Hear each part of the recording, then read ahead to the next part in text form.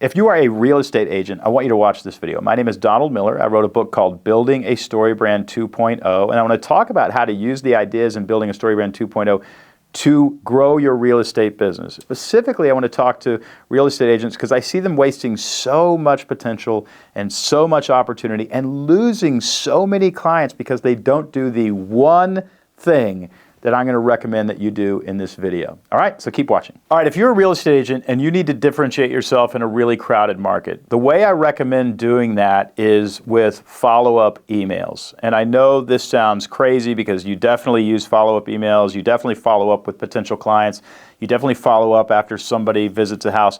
But listen, I've purchased 4 or 5 pieces of property. I've never in my life gotten a really good follow-up email from a real estate agent. It's never happened. I would say the number one thing that you can do to differentiate yourself in a crowded market is follow up really, really well. And there's an art to following up that's super, super important.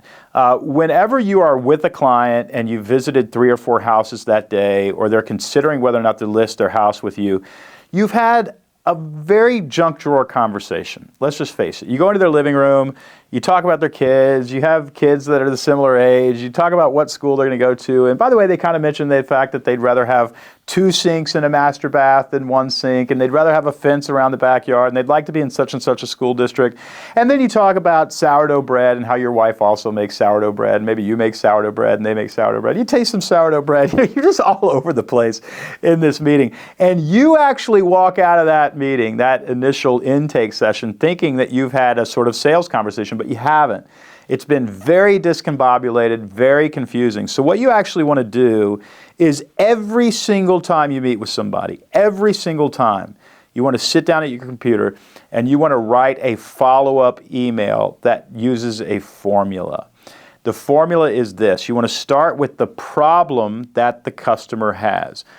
I heard you when you said you no longer want to live with 1 sink in your master bathroom. I heard you when you said you want a fence around the backyard. I heard you when you told me you want to get inside of this school district.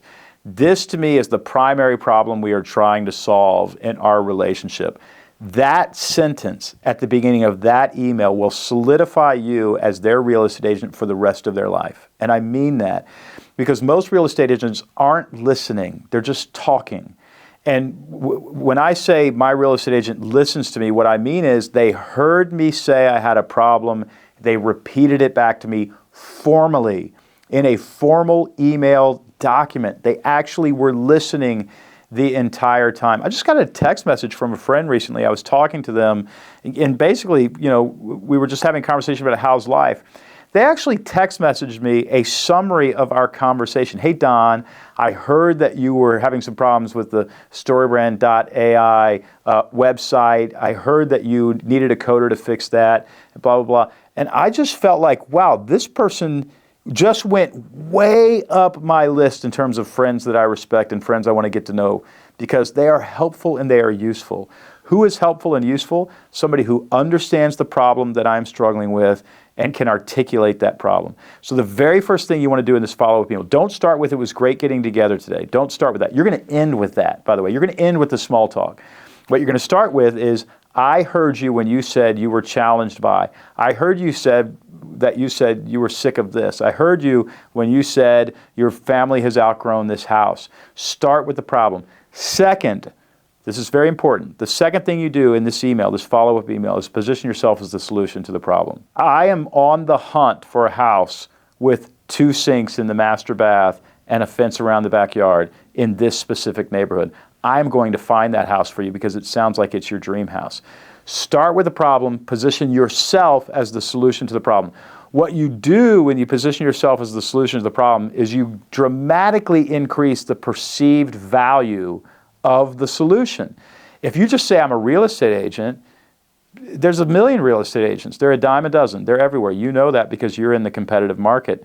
But if you position yourself as the guide helping the hero win the day by solving their problem, you are suddenly extremely valuable. And you are massively differentiated in the market. So I don't care if you show somebody a house. I don't care if you go to their house and meet with them to find out if you want to list that house. Even if you talk to somebody in the lobby at church and they say, you know what, we're looking for a real estate agent. Our real estate agent, when we moved here, they don't have a license in this state, and we're looking for somebody. You might be the person. Well, let me get your email address. I'll email you some information. That email needs to say, it was great meeting you today. I heard it when you said you were struggling to find a new real estate agent you can trust. You start with the problem, right? I've helped over 50 people at that church find a new house, and now you're positioning yourself as the solution to the problem. All right, so start with the problem, position yourself as the solution to the problem. The next thing you want to do is you want to give them a 3-step plan, because there's a lot of cognitive dissonance as to whether or not I'm going to work with you. I don't know if I can trust you. I don't know you very well. I don't know if you're only going to show me the houses that you get the biggest commissions on and not the others. There's a trust issue, right? And so what you actually want to do is you want to give them baby steps that they can take to do business with you. And you want to give them sort of an imaginary map that they can walk into. And what I mean by that is you actually, rather than say, hey, if you want me to be a real estate agent, let me know.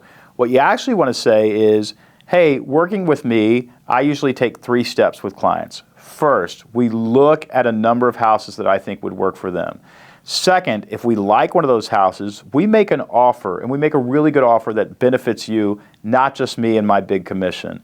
And then third, if they accept the offer and everything goes through, I get you moved into your dream house. Now, that's the way every house sale works, right? There's those 3 steps, but when you actually spell it out as 3 steps, it makes it feel like my interaction with you as a real estate agent is easy. It's not hard. I just take this first step where I go with you to look at houses. And then the second step, it's all blatantly obvious what the 3 steps might be, but until you spell it out, there's cognitive dissonance in the mind of the buyer. So start with the problem, position yourself as a solution problem, and then give them 3 steps like the ones that I gave you earlier that your customer can take to do business with you. Next, it's actually time to spell out the stakes, the positive and negative stakes. In this letter, I actually want you to say, I really want you to be in your dream house. I want you to be in a house that has 2 sinks in the master bath and a fence around the backyard in the school district of your choice. Therefore, I'm committed to finding that house for you, and so that you can live in your dream house. And then you actually put the negative stakes.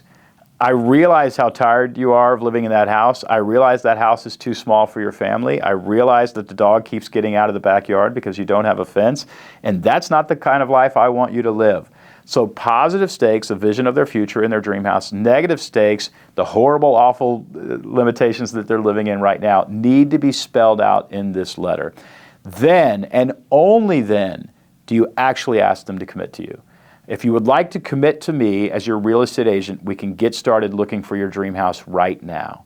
You commit by X and give them whatever call to action. You'll find that formula, which by the way is start with the problem, position the product yourself as the solution to that problem, give them a 3-step plan, give them the negative stakes or the positive stakes, then the negative stakes, then the call to action. If you do that in an email, if you follow up with every person that you meet, every person that you talk with, every person that you rub shoulders with at church, every person, you will differentiate yourself in the market, in a very crowded real estate market, because very few real estate agents actually follow up, and almost no real estate agents follow up with a clearly written follow-up email. That is the number one thing I would do to grow my real estate business, is actually pay attention to the follow-up and follow up with everybody. It is the one way that you can differentiate yourself in real estate and over the years grow a thriving real estate business, not just with you as an agent, but if you want to bring in agents under you, those follow-ups are key. By the way, if you bring in an agent under you, they are not allowed to work for you unless they follow up with every single person they meet. Sit down, write a custom email using that formula, and your real estate business will grow. Listen, you can write that follow-up email yourself, but I have a follow-up email generator at StoryBrand.ai. All you have to do is answer the questions that are about that client, hit show me the email, and it will show you a gorgeously, beautifully written email that you can cut and paste and email that client. If you use the follow-up email tool at StoryBrand.ai and you follow up with everybody that you meet, follow up with your dentist because they talked about maybe getting a new house, follow up with that lead at church, follow up with Anybody you meet, especially the people that you sit down in their house and you do an intake session, use StoryBrand.ai to follow up them. If you go to StoryBrand.ai right now, by the way, I will give you the 7 talking points that you need to repeat as a real estate agent to grow your business, and I will even give you a free tagline for your real estate business. Just go to StoryBrand.ai, you get all of that for free, and if you subscribe, by the way, you can use the free follow-up email tool. In fact, there's a 7-day free trial. So use the 7-day free trial, write a few follow-up emails, watch it grow your business, and then if you want to subscribe, subscribe.